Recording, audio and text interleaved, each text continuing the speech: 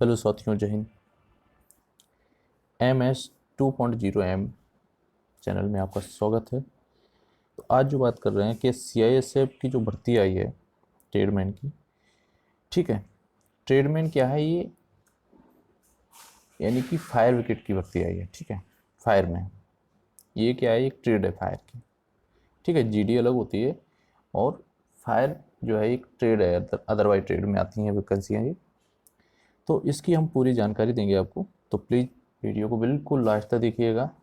इसमें क्या क्या प्रणाली आगे होने वाली है, ठीक है। परीक्षा कैसी होगी, परीक्षाओं में क्वेश्चन कैसे आने हैं, ठीक है। तो पूरी जानकारी आपको इस वीडियो के माध्यम से मिल जाएगी। PDF बहुत बड़ी है ये, ठीक है दोस्तों। तो प्लीज़ वीडियो पसंद आए तो एक लाइक ज़रूर करिएगा। चैनल पर नए हैं तो प्लीज़ चैनल को सब्सक्राइब कर लीजिए, ठीक है। तो चलिए वीडियो को स्टार्ट करते हैं। जैसे आप लोगो देख रहे हैं, ये CISF का लोगो है और इसको हिंदी में बोलते हैं केंद्रीय औद्योगिक सुरक्षा बल, ठीक है। केंद्रीय औद्योगिक सुरक्षा बल में अग्नि पुरुष की भर्ती है, इसमें महिलाएं नहीं है, ये भी ध्यान रखिएगा, ठीक है। इसकी ऑनलाइन आवेदन जो तिथि है वो 31 अगस्त से 30 सितंबर 2024 तक, अंतिम तिथि है रात्रि के 11 बजे तक, ठीक है। चलिए अब बात करते हैं आगे। पे लेवल जो है वो आपका 3 में है। 21,700 से आपकी जो सैलरी स्टार्ट होगी और 69,100 तक ये इसमें अगर आप रहेंगे तो है इसकी सैलरी, ठीक है। कर्मचारियों को समय समय पर दिए सामान्य भत्तों के सहित आरक्षित अग्नि के निम्नलिखित अस्थायी पदों को भरने के लिए भारतीय पुरुष नागरिकों को आवेदन पत्र आमंत्रित किए जाते हैं, ठीक है। तो 3 साल तक आप लोग अस्थायी रूप से भर्ती होते हैं। उसके बाद 3 साल बाद इसमें क्या है, वेरिफिकेशन हो के स्थायी रूप से हो जाते हैं, ठीक है। चलिए, एक इसमें बहुत ही महत्वपूर्ण चीज़ दी गई है। नियुक्ति होने पर वे 1 जनवरी 2024 को अथवा बाद में केंद्र सरकार की सेवा में कार्यभार ग्रहण करने वाले सभी कर्मियों के लिए लागू राष्ट्रीय पेंशन प्रणाली नामक परिभाषित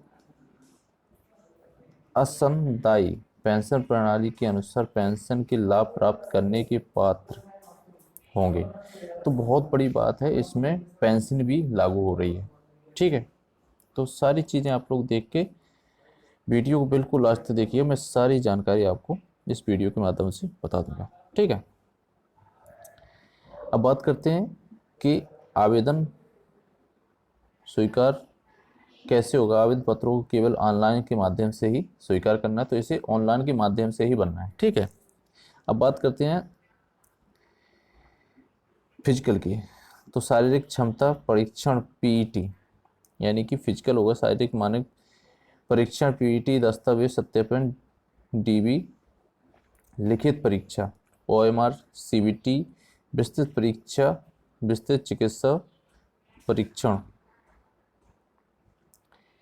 DMI, पुनर्विलोकन चिकित्सा परीक्षण RMI को निर्धारित और आयोजित किया जाएगा, ठीक है। OMR के माध्यम से आप लोगों की परीक्षा होगी, जो कि CBT मोड के अंतर्गत लिखित परीक्षा केवल अंग्रेजी और हिंदी भाषाओं में होगी, ये भी ध्यान रख लीजिए। जैसे मान लीजिए कोई तमिल भाषा बोलता है तो उसकी तमिल भाषा में नहीं आएगा, इंग्लिश और हिंदी के माध्यम से ही होगी, ठीक है। अपेक्षित पात्रता मानदंड के सत्यापन मूल पत्र दस्तावेजों के माध्यम से दस्तावेज सत्यापन के समय किया जाएगा, ठीक है। वे अभ्यर्थी जो PT, PST यानी कि फिजिकल एफिशिएंसी टेस्ट में DEB और लिखित परीक्षा OMR CBT में अर्हता प्राप्त कर लेते हैं, उन्हें विस्तृत चिकित्सा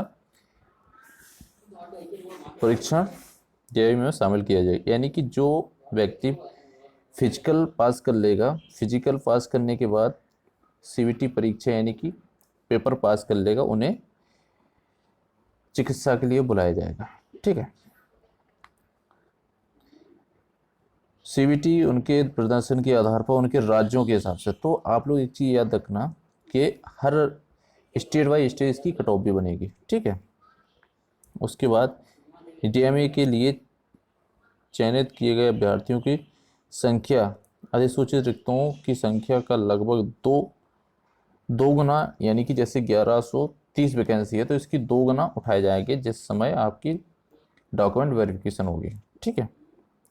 पीटी लिखित परीक्षा में और सीवीटी परीक्षा और चिकित्सा परीक्षा पूरा होने के बाद लिखित परीक्षा ओएमआर सीवीटी के उम्मीदवारों के प्रदर्शन और प्रत्येक राज्य संघ शासित प्रदेशों को आवंटित रिक्तों के आधार पर प्रत्येक राज्य संघ शासित प्रदेश के संबंध में राज्यवार श्रेणी मेरिट सूची अलग अलग तैयार की जाएगी। क्लियर कर रखा है कि आप लोगों के स्टेट वाइज इसमें मेरिट तैयार की जाएगी।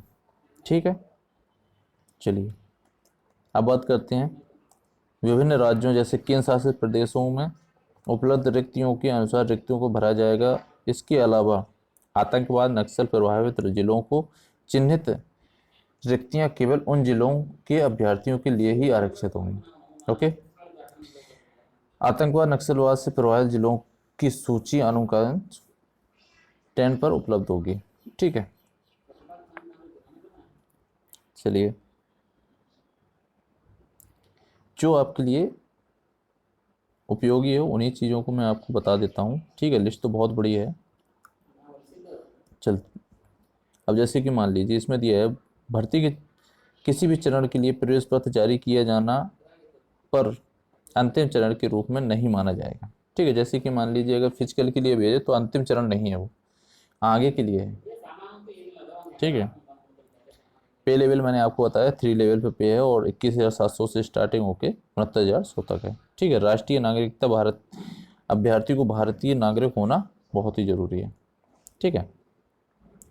तो ये रही आपकी स्टेट वाइज वैकेंसियाँ। जैसे अंडमान और निकोबार संपूर्ण राज्य है, यूआर यानी कि जनरल। ठीक है। ये चीज़ें ध्यान रख लो। ये जनरल है, ईडब्ल्यूएस है और एससी एसटी और ओबीसी। एक मिनट लिख देता हूँ। ठीक है।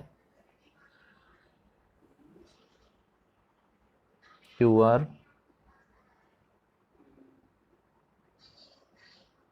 ईडब्ल्यूएस। ठीक है।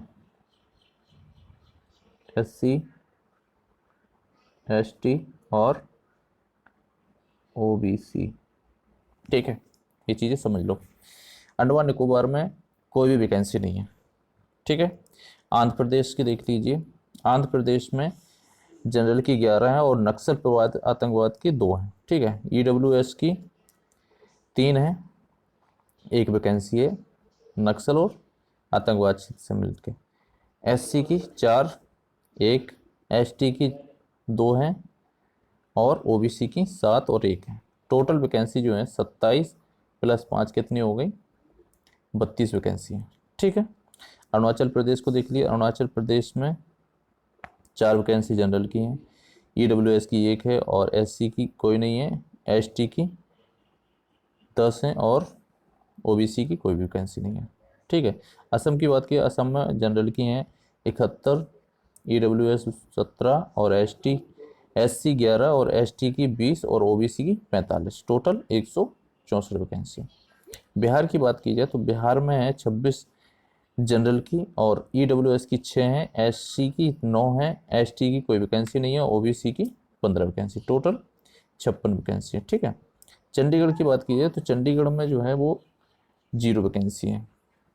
छत्तीसगढ़ की बात की जाए, छत्तीसगढ़ में 17 तो हैं आपकी जनरल की और नक्सलवाद आतंकवाद प्रभावित क्षेत्र की हैं 17। ठीक है। उसके बाद बात की जाए ईडब्ल्यूएस की तो 1 और नक्सल प्रभावित क्षेत्र की वो 4 हैं। ठीक है। एससी एसटी और ओबीसी। ठीक है। चलिए दादर नगर हवेली और दमन दीप में यहाँ पर कोई वैकेंसी नहीं है। दिल्ली की बात की जाए तो दिल्ली में 4 जनरल की हैं, ईडब्ल्यूएस की 1 है, एससी की 1 है, एसटी की 1 है और 2 ओबीसी की है। ठीक है। तो इस तरह से ये पूरी लिस्ट है। ओके। और ये लिस्ट अगर आपको चाहिए हो तो ये लिस्ट आपको मिल जाएगी, ठीक है जी। स्टेट वाइज लिस्ट है। अब बात करते हैं जैसे कि सबसे ज़्यादा जो देखो टोटल जो वैकेंसी वो 1130 है, ठीक है। अब बात करते हैं उत्तर प्रदेश की, तो उत्तर प्रदेश में जो है 44 जनरल की हैं, 11 ईडब्ल्यूएस की हैं और 23 हैं एससी की, एसटी की एक है और 29 हैं ओबीसी की, ठीक है।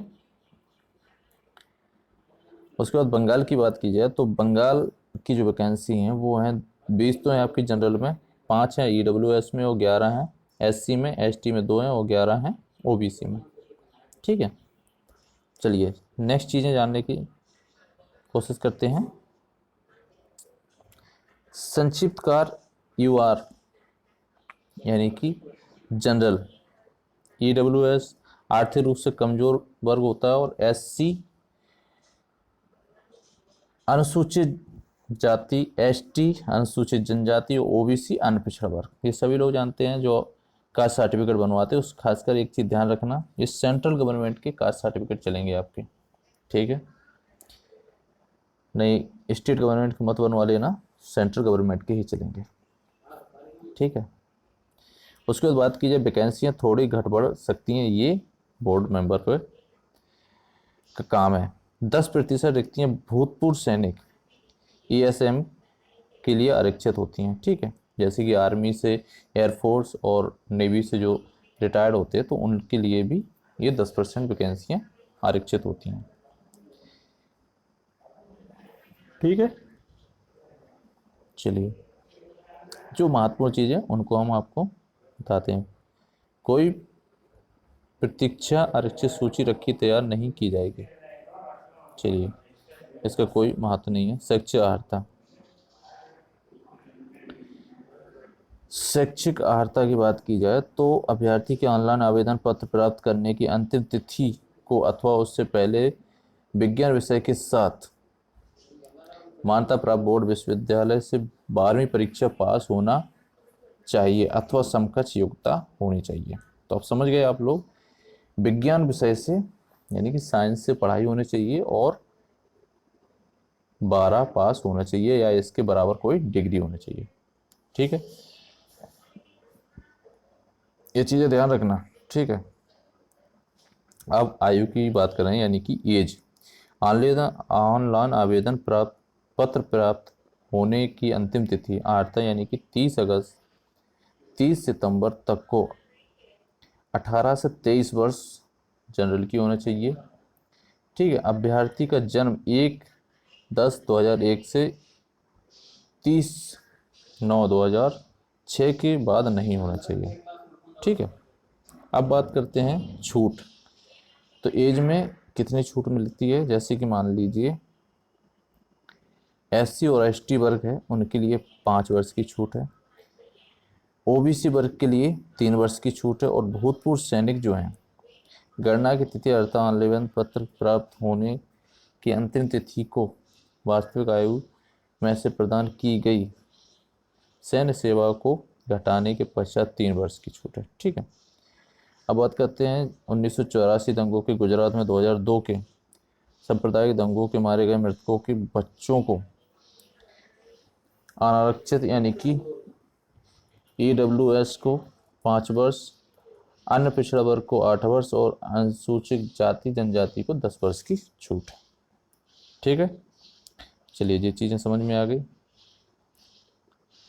अब बात करते हैं, अभ्यर्थियों को यह नोट करना चाहिए कि केवल मैट्रिकुलेशन सेकेंडरी स्कूल परीक्षा प्रमाण पत्र में दर्ज की गई जन्म तिथि और नाम को ही आयु और नाम आरक्षित करने के लिए स्वीकार किया जाएगा। जन्म तिथि अथवा नाम में से किसी परिवर्तन के लिए तदनुसार अनुरोध को स्वीकार नहीं करा जाएगा। देखो अगर आपकी जन्म तिथि गलत है या नाम गलत है तो इसके लिए आपका फॉर्म सीधा रिजेक्ट कर दिया जाएगा, आगे के लिए कोई भी अपील नहीं सुनी जाएगी, ठीक है। समझ गए होंगे ये चीज़ें। चलिए ये आपके लिए इतना ज़्यादा कोई ज़रूरी नहीं है। सशस्त्र बल में एक भूतपूर्व सैनिक की बल काल आप सेवा को आयु में छूट के लिए प्रयोजन सशस्त्र बलों को प्रदान की गई रूप में माना जाएगा। चलिए, कोई ज़रूरी नहीं है आपके लिए, जो चीज़ें ज़रूरी हैं वो आपको बताता हूँ, ठीक है।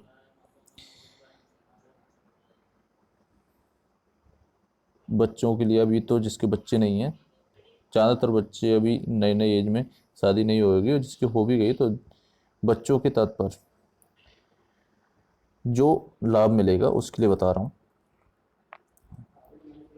पुत्र गोद लिए गए पुत्र सहित भी होगा, ठीक। अगर आपने किसी पुत्र या पुत्री गोद लिया तो उसे भी पुत्र के रूप में ही माना जाएगा। जो भी आपके पुत्र को छूट मिलती है या जो सुविधाएं मिलती हैं वो उसे भी मिल जाएंगी, ठीक है। बात करते हैं परिवार के आश्रित सदस्यों के तात्पर्य, यानी पति अथवा पत्नी अथवा अविवाहित पीड़ित के मामले में बच्चे अथवा भाई अथवा बहन जो उस पीड़ित पर दंगों में मारे जाने के अथवा पूर्णतः आश्रित थे वो पात्र होंगे, ठीक है।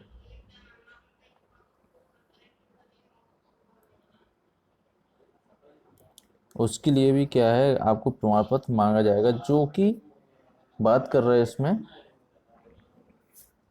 जो 2002 के और 1984 के दंगे हुए थे, ठीक है। चिकित्सा श्रेणी की सेवा में मुक्ति के समय AAYE अथवा से वन होना चाहिए। सेवा मुक्त के समय चरित्र अनुकूलीकरण बहुत अच्छा होना चाहिए, ठीक है। चलिए और देखते हैं, जो आपके लिए ज़्यादा ज़रूरी चीज़ें होंगी वो आपको बताएंगे, ठीक है। ये शर्तें तो आप लोग जब भर्ती हो जाओगे तब पूरी करते रहोगे, ठीक है। आवेदन कैसे करना तो पता है आपको, ऑनलाइन के माध्यम से आवेदन करना है। ऑनलाइन आवेदन पत्र में अभ्यर्थियों को निम्नलिखित दस्तावेजों को अपलोड करना सुनिश्चित है। फोटोग्राफ अपलोड करना होगा जेपी जेई JPEG में, ठीक है। ये चीज़ें आप लोग अगर खुद करोगे तो उसके लिए हो, नहीं तो अगर कैफ़े पे जाकर कराओगे तो ये चीज़ें आपके लिए कोई ज़रूरी नहीं है, ठीक है। हस्ताक्षर करना होगा और अभ्यर्थी को अपनी आयु और शैक्षिक अर्हता अर्थात मैट्रिकुलेशन प्रमाण पत्र को सीनियर सेकेंडरी परीक्षा प्रमाण पत्र के संबंध में संगत दस्तावेज को PDF के रूप में अपलोड करना होगा, ठीक है। वो कर देगा जो ऑनलाइन करेगा। ऑनलाइन की आवेदन तिथि मैंने बताई दी है, 30 सितंबर है लास्ट। शुल्क आप लोगों की 100 रुपये है, ठीक है। देश शुल्क जो है वो 100 रुपये मात्र है। उसके बाद अगर बात की जाए आरक्षित की पात्र अनुसूचित जाति यानी कि SC, अनुसूचित जनजाति ST और भूतपूर्व सैनिक ESM से संबंधित अभ्यर्थियों से यानी कि शुल्क नहीं लिया जाएगा, ठीक है। इनके लिए फ्री है। आप लोग शुल्क जो है वो क्रेडिट कार्ड या UPI से भी कर सकते हैं, ठीक है। चलिए, आवेदन पत्र सुधार के लिए जो जैसे मान लीजिए कोई गलती हो गई अगर उसमें, तो 10/10/2024 से 12/10/2024 तक ये साइट खुलेगी, उसमें आप लोग सुधार कर सकते हैं, ठीक है। सुधार के लिए आप लोगों से 200 रुपये चार्ज लिया जाएगा। ये चीज़ें भी ध्यान रखना। तो पहली बार में जब आप भराओ ना, फॉर्म अप्लाई करो तो वहाँ बैठ के थोड़ा समय दे के ही सही से भरा लेना, ठीक है। चलिए, और चीज़ें आप लोगों की परीक्षा के बारे में बता देते हैं कि परीक्षा कितने नंबरों की होगी और क्या क्या चीज़ें इसमें आएंगी, ठीक है। चलिए, पहले फिजिकल के बारे में बता देते हैं। तो फिजिकल जो है वो आपका हाइट के आपकी 170 सेंटीमीटर होने चाहिए, ठीक है। सीना आपका 80 से 85 होना चाहिए, यानी कि 80 नॉर्मल होना चाहिए और फुलाने के बाद 85 होना चाहिए। अभ्यर्थियों की विभिन्न श्रेणियों के लिए शारीरिक मांगता अनुकूल छूट है, ठीक है। अब जैसे कि छूट की बात की जाए तो ये है गढ़वाल, कुमाऊं, हिमाचल प्रदेश, गोरखा, डोगरा, मराठा और सिक्किम, लद्दाख, जम्मू और कश्मीर की कश्मीरी घाटी और पूर्वोत्तर राज्यों के पहाड़ियों क्षेत्र से संबंधित रखने वाले अभ्यर्थियों के लिए। इसके लिए न्यूनतम छूट यानी कद में हो जाएगी 165 सेंटीमीटर और सीना हो जाएगा 78 से 83 सेंटीमीटर, ठीक है। चलिए, और चीज़ें देख लेते हैं। अब ये देखिए, जैसे मिजो और नागा सहित ट्राइबल अथवा आदिवासियों से संबंधित अभ्यर्थियों के लिए 162.5 सेंटीमीटर और 77 से 82 सीना मांग लिया जाता है। चलिए,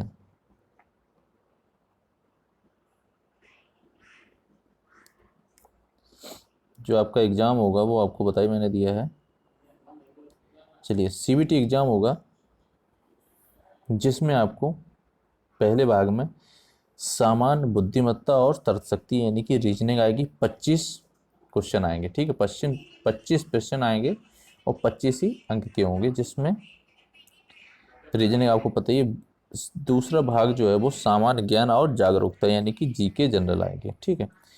तीसरे भाग की बात की है तो उसमें आएगा प्रारंभिक गणित, और चौथे भाग में आएगा अंग्रेजी या हिंदी। जो अंग्रेजी लैंग्वेज में कर सकते वो अंग्रेजी में करें, और जो हिंदी लैंग्वेज में कर सकते वो हिंदी लैंग्वेज में। टोटल जो क्वेश्चन हो जाएंगे वो हो जाएंगे 100 क्वेश्चन, और टाइम जो दिया है वो दिया है 120 मिनट। टाइम बहुत दिया है और क्वेश्चन भी नॉर्मली दिए हैं, ठीक है। अब बात करते हैं क्वेश्चन। तो मैं आप लोगों को प्रैक्टिस सेट बिल्कुल कराऊंगा, टेंशन बिल्कुल नहीं लेना है आप लोगों को। मैंने आपको बोला है कि आप हमारे चैनल पर जुड़े हैं, मैं आपको प्रॉपर तरीके से तैयारी करा दूंगा। जब आपकी परीक्षा होगी ना तो आपको लगेगा सर आपने जो पढ़ाया है लगभग लगभग बहुत ज़्यादा ही आया है, ठीक है। तो बिल्कुल टेंशन नहीं लेना है, आप लोग चैनल पे बिल्कुल जुड़ जाइए, ठीक है। ओके, आपका जो पेपर होगा वो आपका कंप्यूटर बेसिस एग्ज़ाम होगा, ठीक है। तो ज़्यादा घबराने की ज़रूरत नहीं है।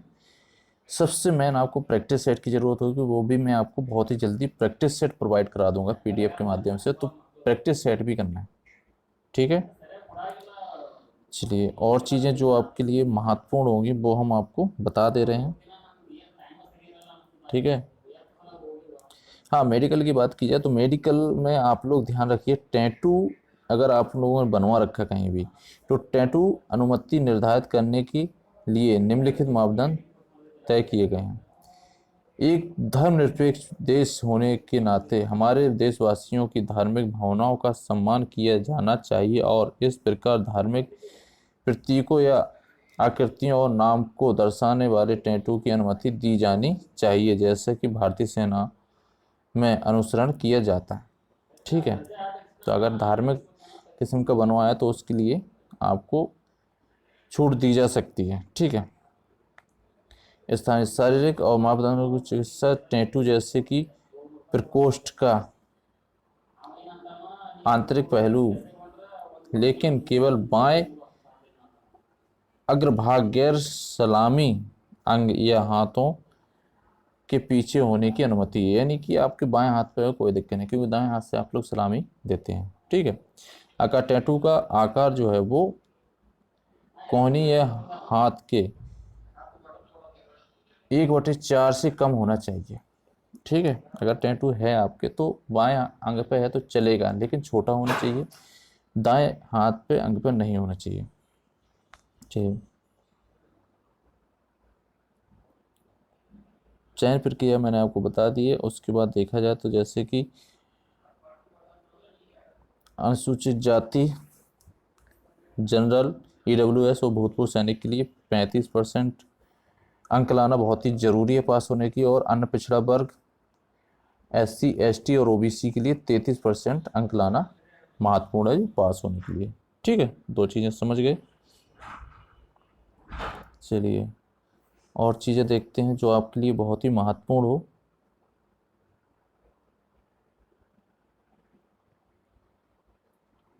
शुल्क मैंने बता ही दिया कि इस फॉर्म को अप्लाई करने के लिए 100 रुपये लगेंगे, ठीक है।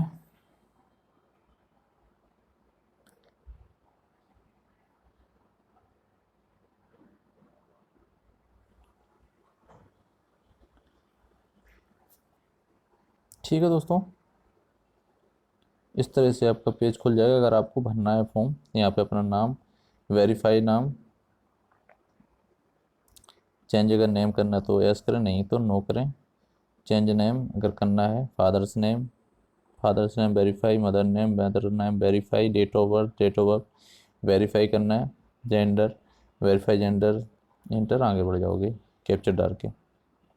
ठीक है, नेम, अगर पर्सनल डिटेल डालना है तो name, change name, father's name, mother name, date of birth और जेंडर। ठीक है, contact detail form, mobile number verify mobile number, email ID verify, whether capture डाल के सबमिट करना है। ठीक है, तो दोस्तों ये रहा आपका CISF का पूरा कंप्लीट फॉर्म, मैंने आपको बता दिया है। तो आई होप वीडियो पसंद आए तो प्लीज़ एक लाइक ज़रूर करें, अगर चैनल पर नए हैं तो प्लीज़ चैनल को सब्सक्राइब कर लीजिए, बेल आइकन दबाना ना भूलें ताकि मैं नेक्स्ट वीडियो डालें उसकी नोटिफिकेशन आप तक पहुंच जाए। ठीक है दोस्तों, जय हिंद,